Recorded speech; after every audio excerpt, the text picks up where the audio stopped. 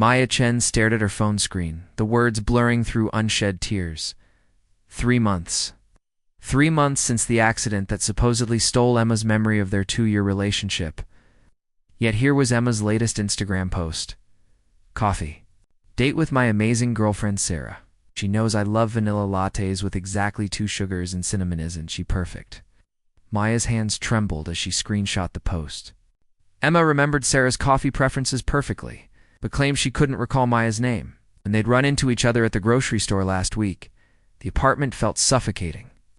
Photos of Maya and Emma still lined the walls. Camping trips, birthday dinners, the night they'd moved in together.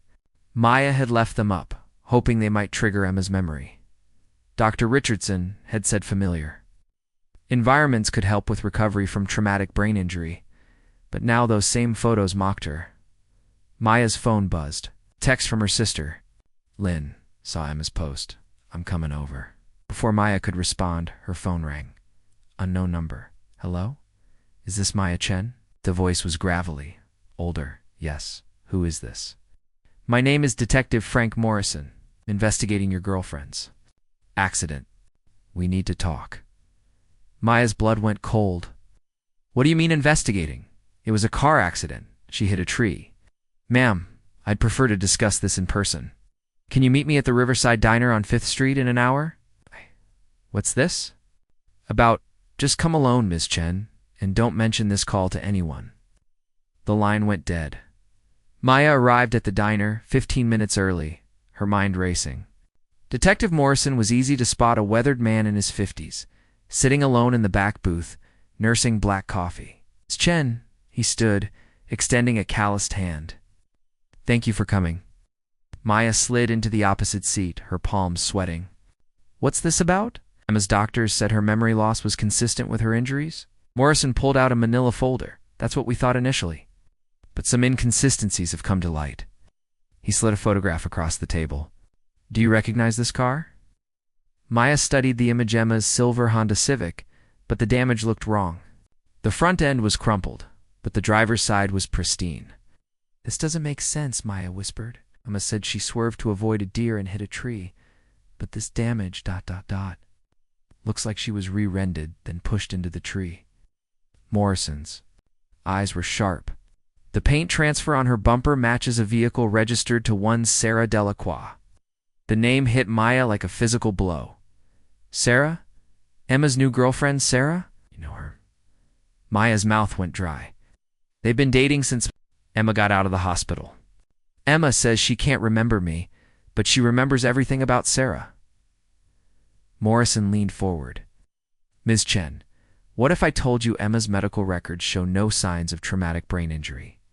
No concussion, no memory-affecting damage whatsoever. World tilted. Maya gripped the table edge. That's impossible. The doctors. The tests. I've been a detective for 23 years. People lie for all sorts of reasons. Money, fear, love. Morrison's voice softened. Sometimes they're forced to lie. You think someone's threatening Emma? Or she's complicit? In something bigger? Sarah Delacroix has quite an interesting background. He slid another document across the table. She's been married 4 times. 2 of her ex-wives died in accidents. 1 developed sudden amnesia and disappeared. The 4th divorced her and fled to Canada. Maya felt sick. You think Sarah orchestrated Emma's accident? Think Sarah has a pattern of targeting women in committed relationships, breaking them. Up through manipulation, or worse, than swooping in as the savior. Morrison closed the folder.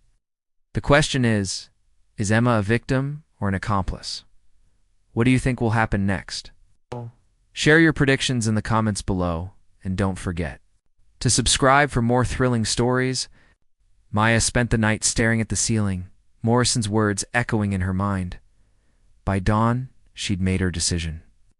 If Emma was in danger, Maya had to help her. Even if Emma claimed not to remember their love, she drove to Emma's new apartment, a sleek downtown complex that Emma definitely couldn't afford on her barista salary. Maya had been paying most of their old rent before the accident. From her car, she watched Emma leave for work, looking healthy and happy. No signs of trauma or confusion. Emma was being threatened. She was hiding it well. Maya followed at a distance, her heart aching as she watched Emma laugh at something Sarah said through the phone pressed to her ear. They looked like any normal couple, except Maya knew the terrible truth. At the coffee shop where Emma worked, Maya waited until Sarah arrived for their lunch date. Sarah was stunning, tall blonde, with a kind of confident smile that drew people in. Maya watched them through the window, noting how Sarah's hand never left Emma's arm, how her eyes constantly scanned their surroundings, possessive, controlling. Maya's phone buzzed with a text from an unknown. Stop following us, or Emma gets hurt. His fear and rage battled in Maya's chest. Sarah knew she was watching. This confirmed Morrison's suspicions. Emma was definitely in danger. Instead of backing down, Maya parked and walked into the coffee shop. Emma looked up from the espresso machine, her face cycling through emotions, recognition, panic, then forced blankness. Can I help you? Emma's voice was carefully neutral. Vanilla latte, please. 2 sugars and cinnamon. Maya met Emma's eyes. Just like you used to make me every morning. Emma's hand trembled as she reached for the cup. Sarah appeared beside her instantly. I don't think we've met. Ow. Sarah's smile was razor sharp. I'm Sarah, Emma's girlfriend. Maya, she didn't extend her hand. Emma's ex. Oh, you're the one who's been harassing Emma? Sarah's voice carried just enough volume for other customers to hear. Emma told me about your delusion that you two were together. It's really sad how people can convince themselves of false memories. Heat flooded Maya's cheeks, but she kept her voice steady. Memory's funny, isn't it? Some people remember everything about new relationships, but forget years of love with someone else. Emma dropped the cup. It shattered on the floor, sending ceramic shards skittering across the tiles. I'm so sorry, Emma whispered, kneeling to clean up the mess. I'm just clumsy today. Maya knelt beside her, their hands nearly touching as they gathered the pieces. Emma, she whispered urgently, if you're in trouble, blink twice. Emma's eyes met hers for a split second. To deliberate blinks, then Sarah's manicured hand grabbed Emma's wrist, pulling her up. Come on, baby, let the staff handle this mess. As they walked away, Sarah's voice carried back. Some people just don't know when to let go. Maya met Morrison at his office that evening, her hands still shaking from the coffee shop encounter. She blinked twice, Maya said without preamble. Emma's definitely in trouble. Morrison nodded grimly. I figured as much. We got the phone records back. Sarah's been calling Emma dozens of times a day since the accident, and there's something else. He pulled up a bank statement on his computer. Emma's been making large cash withdrawals. 500 here, 1,000 there. Always the day before Sarah makes a deposit into her account. Sarah's extorting her or paying her. I'm not sure Emma's entirely innocent here. Morrison turned the screen so Maya could see. Look at this timeline. Emma started withdrawing money 3 weeks before the accident. Maya's stomach dropped. You think they planned this together? It's possible. Sarah targets women in relationships, but maybe this time she found a willing partner. Morrison's expression was sympathetic but firm. I need you to consider that Emma might have chosen to leave you, Maya. The amnesia story could be her way of avoiding confrontation. No. Maya stood abruptly. You didn't see her eyes today. She's scared. And those blinks weren't coincidental. Then we need proof. Real evidence that Sarah's threatening Emma. Maya paced the small office. What about? The other women? The ones who died or disappeared? All ruled accidental or voluntary disappearances. Sarah's careful. She never leaves fingerprints. Morrison leaned back in his chair. Unless Emma's willing to testify against her, we have nothing concrete. Then, I'll get Emma to talk. Maya, no. If Sarah's as dangerous as I think, approaching Emma directly could get you both killed. But Maya was already heading for the door. I won't lose her again, not when I know she needs help. Maya waited in the parking garage beneath Emma's apartment building, her heart hammering against her ribs. She'd memorized Emma's schedule. Sarah left for her evening yoga class at 7, giving Maya a 30-minute window.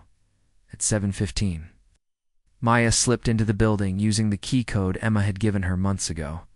Apparently, Sarah hadn't thought to change it. Emma answered the door in pajamas, her face going white when she saw Maya. "Can't be here," Emma whispered, glancing frantically down the hallway. "You'll be back soon." "Then we need to talk fast."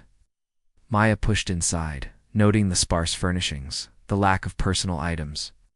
"Emma, Detective Morrison told me about Sarah's history, about her other girlfriends." Emma's composure cracked. "You don't understand." "It's not what you think, then. Explain it to me, please." Maya reached for Emma's hands, relief flooding through her when Emma didn't pull away. "I know you remember us. I know you remember our love." Tears spilled down Emma's cheeks. "Of course. I remember everything, your terrible cooking, how you cry at dog videos, the way you hum when you're concentrating." Her voice broke. "I remember telling you I loved you for the first time during that thunderstorm." "Then why?" Maya's own tears started. "Why are you with her?" "Because she has videos, Maya. Security footage of me tampering with traffic lights downtown. I could go to prison for 20 years. Maya's blood went cold. "What are you talking about?" 3 months ago, I was desperate for money. My mom's cancer treatments, the medical bills. I owed loan sharks $15,000. Sarah approached me with a job hack into the city's traffic system, caused a few accidents for insurance claims. I thought it was just property damage. Someone got hurt." Emma nodded miserably. "A family of 4. The little girl is still in a coma." She sank onto the couch. "Sarah said if I did one more job with her, she'd delete the evidence and pay me enough to clear my debts." "The car accident," Maya whispered. "It was supposed to be minor. Sarah would rear-end me. We'd both claim injuries, split the insurance money. But something went wrong. She hit me too hard, and when I woke up in the hospital, ... Emma's voice got smaller. She was there, playing the concerned new girlfriend. She told the doctors I had amnesia, and everyone believed her. Maya sat beside Emma, pieces clicking into place. "She made you break up with me to maintain the story. Said if anyone found out I was faking the memory loss, she'd release the traffic footage, and she'd make sure you got hurt too." Emma looked up with desperate eyes. "I couldn't let that happen, Maya. I'd rather you hate me than see you dead." Before Maya could respond, they heard the apartment door open. "Emma, honey, I'm back early." Sarah's voice carried from the entryway. "Why is there another car in my parking spot?" Emma went rigid with terror. Maya grabbed her hand and whispered urgently, "Detective Morrison is downstairs. He's been investigating her." "Too late," Emma breathed as Sarah appeared in the doorway. Sarah's perfect smile never wavered, but her eyes were glacial. "Well, isn't this cozy, Maya? I thought I made it clear that Emma doesn't want to see you." Actually, Maya stood, her fear transforming into protective rage. "I think Emma's made it very clear what she wants. Haven't you, Em?" The tension is building. If you're enjoying this story, hit that like button and let me know in the comments which character you're rooting for. Your support helps me create more incredible stories like this one. Sarah stepped fully into the room, and Maya noticed the gun tucked into her waistband. Emma saw it too, her face going ashen. "You know, Maya, I really admire your persistence," Sarah said conversationally, moving to block the exit. "Most exes give up after a few weeks, but you just keep coming back, like a lost puppy." "Let Emma go," Maya said, stepping protectively. In front of her, "Your fight is with me." Sarah laughed, a sound like breaking glass. "My fight isn't with anyone. I'm just a woman in love, protecting my relationship from a delusional stalker." "I know about the traffic footage," Maya said. "About the family you hurt, about your other girlfriends." For the first time, Sarah's composure slipped. Her eyes narrowed dangerously. "You don't know anything. I know you're going to prison." Maya pulled out her phone, showing the recording app she'd been running. "Detective Morrison is listening to every word." Sarah's hand moved to her gun. "You stupid bitch." "Actually," Emma said quietly, standing up, "Maya's not the stupid one." Here, both women turned to stare at Emma, who was no longer cowering. Her posture had changed, straighter, more confident. "You see, Sarah, I've been recording our conversations for weeks." Emma pulled a small device from her pocket. "Every threat, every confession about your past victims, every detail about the insurance fraud. She looked at Maya with love and apology in her eyes. I never hacked those traffic lights, Maya. That footage is fake. Sarah's good with computers, but I'm better. I've been gathering evidence against her this whole time. Sarah's face contorted with rage. You lying little. The apartment door burst open. Detective Morrison and 2 uniformed officers flooded in, weapons drawn.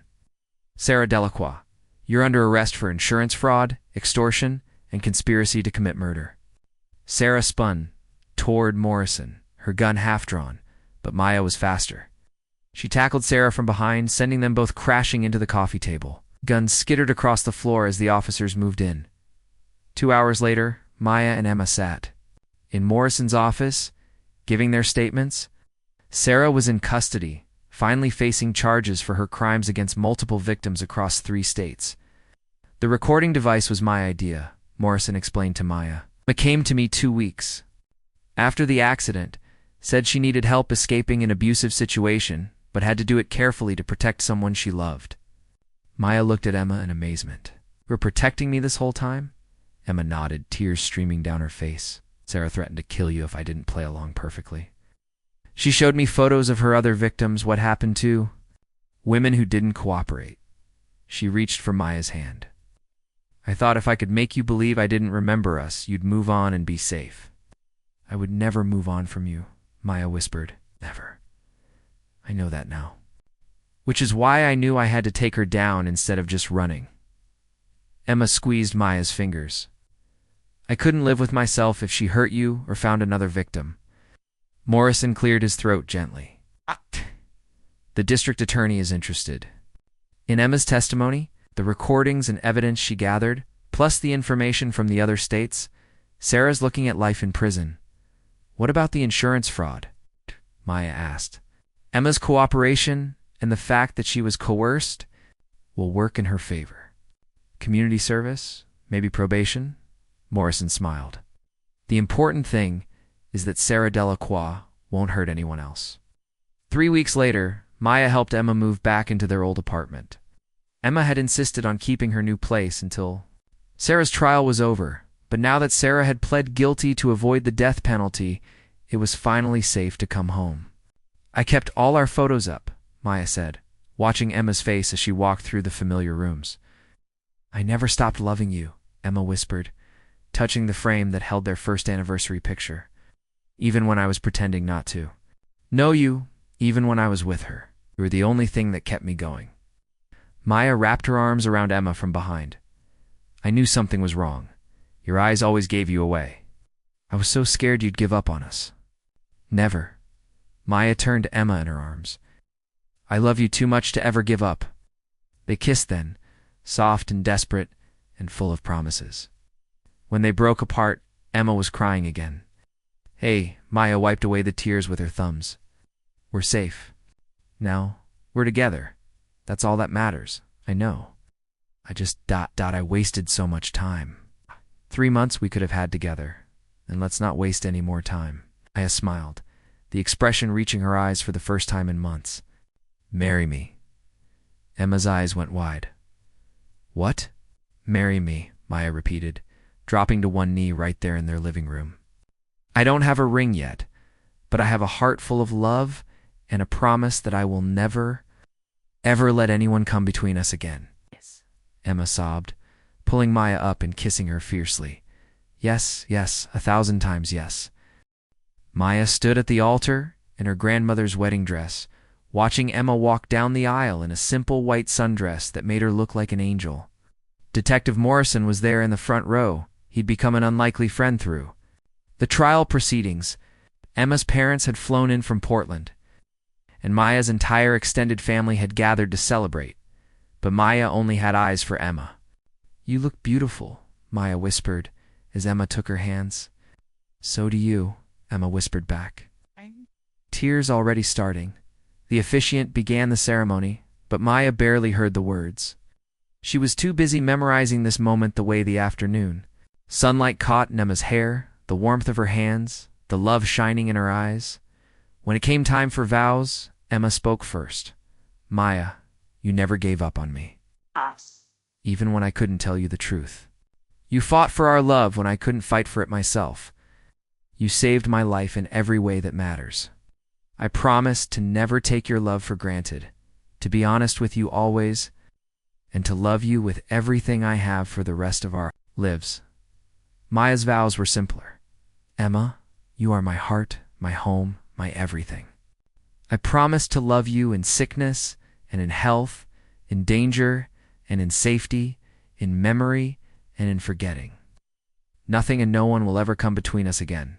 They exchanged simple gold bands engraved with "always" on the inside and kissed. As the gathered crowd erupted in cheers, later at the reception, Maya watched Emma laugh with her cousins and felt a profound sense of peace. They had been through hell and back, but they had emerged stronger.